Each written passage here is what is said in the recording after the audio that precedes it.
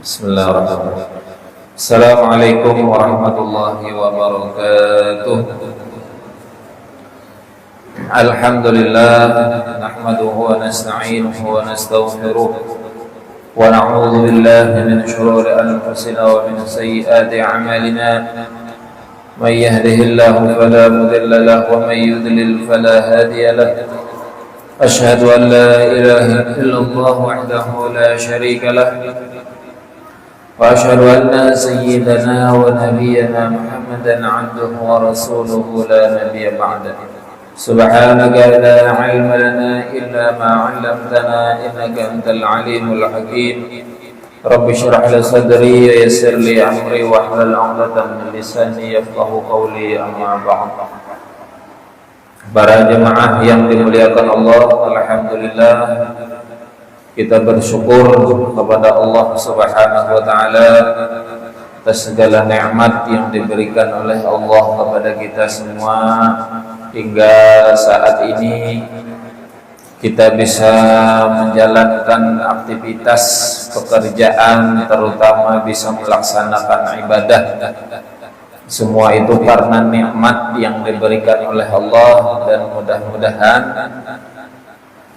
nikmat iman dan takwa yang ada di dalam diri kita terus bertambah dan dikuatkan oleh Allah, sehingga dengan iman dan takwa itu kita semua diselamatkan di dunia dan di akhirat nanti. Amin ya rabbal alamin. Salawat dan salam tidak lupa kita sampaikan ke junjungan kita Nabi besar Muhammad sallallahu alaihi wasallam, pada para keluarganya, para sahabatnya, para pengikutnya, dan kita semua hingga akhir zaman. Para jemaah yang dimuliakan Allah, kita sambung kajian kita dalam kitab Bulughul Maram, Babul Inayah, yaitu bab tentang bejana atau wadah, atau satu tempat bisa untuk minum, bisa untuk makan, atau ya wadah lah, wadah kita istilah aniyah atau inayah itu wadah tempat. An Hudzaifah bin al-Yamani radhiyallahu anhu qala Rasulullah sallallahu alaihi wasallam, la tashrabu fi aniyatiz zahabi wal fiddati. Janganlah engkau minum dari bejana dari satu tempat yang terbuat dari az-zahabi, emas, wal fiddati, dan perak. Wala ta'kulu fi sihhafihima, dan jangan engkau makan dari piring yang terbuat dari emas dan perak. Fa innaha lahum fid dunya, karena sesungguhnya bagi mereka di dunia, walakum fil akhirah, dan bagi kalian di akhirat. Muttafaqun alaihi. Hadis berikutnya nanti baru kita jelaskan. Wa an Ummi Salamah radhiyallahu anhuma qalat qala Rasulullah sallallahu alaihi wasallam, alladhi yashrabu fi ina'i al-fiddati innama yujarjiru fi batnihi narul jahannam. Muttafaqun alaihi. Orang yang minum dengan satu tempat, dengan satu bejana yang terbuat dari perak, sesungguhnya dia telah memasukkan ke dalam perutnya api neraka. hadis muttafaqun alaih. Nah, dua hadis malam ini. Hadis pertama menyebutkan bahwa la tashrabu fi aniyah dzahab wal fiddah. Jangan kita ini meminum menggunakan satu tempat atau gelas, ya, yang mana gelas itu terbuat dari emas atau terbuat dari perak. Tidak boleh. Wala ta'kulu, dan jangan juga makan dengan piring yang terbuat piring itu dari emas dan perak. Fa innaha lahum fid dunya, karena bagi mereka di dunia, artinya bagi mereka di sini, bagi orang-orang yang musyrik itu, untuk mereka hanya sebatas dunia. Walakum fil akhirah, sementara kalian, kita yang beriman kepada Allah ini, nanti akan mendapatkan kebaikan di akhirat. Larangan di sini, larangan. Nah, jadi di dalam agama, larangan atau yang diharamkan itu macam-macam. Satu, ada larangan itu atau yang diharamkan itu untuk agar tubuh diri kita ini tidak sakit. Itu satu. Yang kedua, ada larangan atau sesuatu yang diharamkan Allah itu untuk kita agar di akhirat nanti tidak disiksa. Jadi macam-macam larangan. Yang ketiga, ada juga larangan atau sesuatu yang diharamkan itu agar kita ini tidak tasyabbuh, tidak meniru satu perbuatan yang tidak baik. Itu macam-macam larangan kita. Jadi haram itu bukan hanya sekedar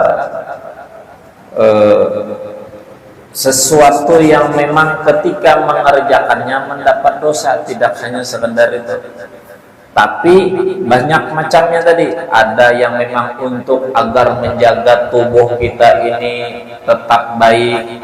Ada yang agar kita ini nanti di akhirat supaya tidak disiksa, agar kita ini tidak meniru-niru orang atau meniru-niru satu perbuatan yang memang dilarang oleh Allah. Nah, di dalam hadis ini dilarang minum, makan menggunakan gelas atau piring yang terbuat dari emas dan perak. Nah, larangan pertama diharamkannya itu adalah tasyabbuh. Kenapa? Orang-orang dahulu, orang-orang musyrik yang kaya, yang sugih gitu, wadah makan, wadah minumnya terbuat dari emas. Orang-orang musyrik itu, orang-orang kafir dahulu itu, tempat makan, tempat minumnya terbuat dari emas. Maka dilarang oleh Nabi, jangan minum, jangan makan menggunakan piring atau gelas yang terbuat dari emas dan perak. Kenapa? Karena itu perbuatan orang musyrik. Tasabuh. Itu satu faidah hadisnya. Yang kedua, kalau ada satu makanan di piring yang terbuat dari emas dan perak, yang dilarang itu adalah ketika kita langsung memakan makanan itu yang berada di piring itu. Larangan di sini bukan makanannya yang haram, bukan makanannya yang najis, tidak. Tapi larangannya tadi karena menggunakan tempat piring yang terbuat dari emas dan perak. Bagaimana supaya makanannya tetap bisa dimakan? Pindahkan. Misal ini piring terbuat dari emas, ada nasi goreng di sini, dipindahkan, dituang ke piring yang biasa, maka nasi gorengnya tetap halal, tetap suci dan boleh dikonsumsi. Itu aja. Yang dilarang tadi bila memakai piring emas atau piring perak, itu dilarang. Baik laki-laki maupun perempuan. Nah, di sini. Baik laki-laki maupun perempuan. Kemudian di hadis yang berikutnya tadi, bila kita masih menggunakan itu, makan, minum, menggunakan piring, menggunakan gelas dari emas dan perak, maka sama saja orang itu memasukkan api neraka ke dalam perutnya. Berarti larangan di sini sekaligus untuk supaya tidak tasyabuh dan supaya tidak disiksa di akhirat. Dua larangan. Tapi kalau masalah emas, kita mungkin sudah paham semua mungkin ya. Kalau seorang wanita perempuan diperbolehkan menggunakan emas, memakai emas boleh. Oh, biar kebinian tok kurang emasnya aja, unjukti 2 kilo dipakainya. Ya kalau binian tok kurang emasnya aja. Lawan kada kawapang kita lelakian nih tak ucap hendak nukar emas dah disambarnya toh. Amun kita kada ingat diingatakannya toh. Sehari bisa 3 kali mengingatan apa jarbian tadi aja. Maaf ya nih pina kada ingat pulang apa aja isok itu pulang ingatnya. Itu bila beginian. Boleh, karena boleh memakai emas. Bila kita laki-laki dilarang menggunakan emas. Nah, menggunakan emas bagi laki-laki kenapa dilarang? Kenapa diharamkan? Ini khilaf ulama, macam-macam pendapatnya. Ada yang melarang itu menggunakannya dalam jangka waktu yang lama, panjang, lawas memakainya. Kenapa? Karena ada yang meneliti, sekarang ada yang meneliti, menurut satu artikel, bila seorang laki-laki menggunakan emas, maka dalam jangka waktu yang lama dipakai terus nih, cincin umpamanya cincin pakai terus, maka emas itu atomnya, ya ini bahasa di artikelnya lah, ini enggak cuma menyampaikan aja, akan masuk ke dalam kulit dan mengalir ke darah, sehingga ketika kita menggunakannya dalam waktu yang panjang yang lama, bagi laki-laki tadi akan menyebabkan penuaan dini, lakas tuha. Maka kalau sudah lakas tuha, mental berturun dan keadaan fisik pun menurun. Lain dengan tua normal. Amun tuha normal itu kan wajar, memang karena usia sudah tuha normal. Ini padahal belum secara usia belum tua, tapi secara mental dan fisik tuha. Uyuh, lakas uyuh. Pokoknya mental fisiknya cepat menurun, tuha, kayak orang tuha kan. Nah itu dampaknya. Kenapa? Karena laki-laki tidak bisa mengeluarkan darah. Sementara wanita, dia bisa mengeluarkan darah dalam 1 bulan sekali. Sehingga zat atom yang mengalir di dalam darah seorang perempuan akan keluar melalui darah haidnya. Nah, itu kenapa dilarang. Nah ini ada yang meneliti seperti itu. Lalu ada muncul pertanyaan, amon baantaran pang serahan, bahasa kita sini batunangan, kayak apa tuh hukumnya? Karena yang bebinian memasukkan cincin ke tangan lakiannya emas, yang lelakian memasukkan cincin ke tangan biniannya emas. Kita cari aman supaya tidak melanggar aturan agama, maka cincin bebiniannya emas, cincin lakiannya boleh perak. Itu ya, diaturlah kayak itu kan, diatur supaya kita kadang melanggar aturan agama. Cuman larangannya tadi apa? Larangannya tadi agar menjaga diri kita, fisik tubuh kita. Ini larangannya tadi tuh. Karena larangan-larangan tadi kan macam-macam. Ada larangan tadi supaya tidak tasyabuh. Ada larangan tadi supaya kita tidak disiksa di akhirat. Ada larangan itu untuk menjaga fisik tubuh kita. Nah, larangan di sini untuk menjaga fisik, menjaga tubuh kita. Nah, diatur kayak apa baiknya tuh supaya tidak melanggar aturan agama. Nah, padahal banyak aja sudah kita nih mafhum aja tuh, masyhur aja sudah, hukum ini sudah umum dan sudah kita ketahui. Ada yang taat, ada yang masih melanggarnya. Nah, begitulah hukum. Lalu kenapa gerang dilarang kita nih lelakian, ya umpamanya nih masih betakon nih, yaitulah aturan agama, itulah aturan dari Allah Subhanahu wa Ta'ala. Nabi sudah jauh-jauh 14 abad yang lalu memadahkan kita. Nah, padahan Nabi, apa yang disampaikan oleh Nabi itu adalah apa yang disampaikan oleh Allah kepada Nabi, dan pasti baik.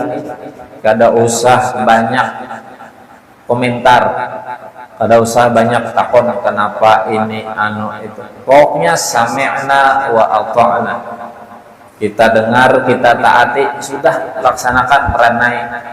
Kada usah terlalu mendebatlah, jangan bahasanya. Aturan didebat, aturan agama dikomentari, aturan Allah seolah-olah ditentang, jangan. Pokoknya umpati bila ujar Nabi jangan, berarti bila ujar Nabi itu ujar Allah juga. Nah, gitu hakikatnya.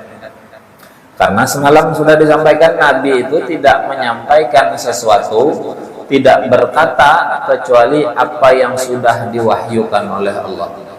Wa may yantiqu 'anil hawa in huwa illa wahyu yuha. Nabi itu tidak berkata-kata kecuali apa yang diwahyukan oleh Allah. Nah, jadi agama kita ini mengatur, dan aturan-aturannya itu memang kadang-kadang membuat kita berpikir. Tapi pikiran kita ini yang bisa jadi kada sampai mencernanya. Kada sampai mencernanya. Kalau sahabat dahulu mendengar ujar Nabi jangan, kadang, pokoknya kada tuh bang, sudah ujar Nabi janganlah, kada. Amun weh ini, iyalah, bujah, kodok loh. Namun kita dah, kenapa ya Allah?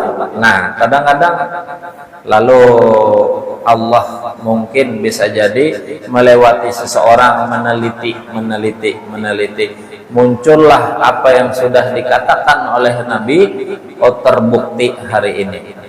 Nah, itu hebatnya, itu canggihnya. Makanya semalam lalat tuh bila tercabur di dalam minuman, culupakan sekalian. Kenapa? Karena di satu sayapnya ada penyakit, di satu sayapnya ada obat penawarnya. Diteliti, oh dasar bujur, di satu sayapnya ada bakteri, satu sayapnya memang ada penawar. Nah, emas itu juga diteliti kenapa begitu laki-laki memakai dalam jangka waktu panjang kada boleh, karena tadi emas tadi akan bermutasi, pindah zat atomnya masuk ke dalam kulit lalu mengalir ke dalam darah. Nah, kira-kira itu yang bisa disampaikan. Insyaallah kita lanjutkan minggu yang akan datang. Mudah-mudahan sehat, panjang umur, dan diberikan istiqomahan dalam menuntut ilmu, istiqomahan dalam beribadah, berkah ilmu yang kita dapatkan, ibadah yang kita kerjakan. Allah wafatkan kita semua dalam keadaan husnul khotimah dan dimasukkan oleh Allah dalam surganya bighairi hisab. Amin ya rabbal alamin. Wa akhiri, mohon maaf, hasbunallahu wa ni'mal wakil, wallahu muwaffiq ila aqwamit thoriq. Wassalamualaikum warahmatullahi wabarakatuh.